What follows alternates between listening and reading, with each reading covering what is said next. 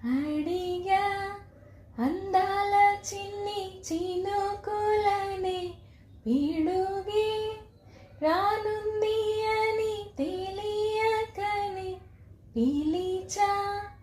ఏడేడు రంగు తలుకులని నలుపి చేరింది వీధిన ఏమైనా తప్పంతా నాదేలే చూపించగలలే నీకిచ్చా దిగులే మనసా మన్నించమంటూ అడగనులే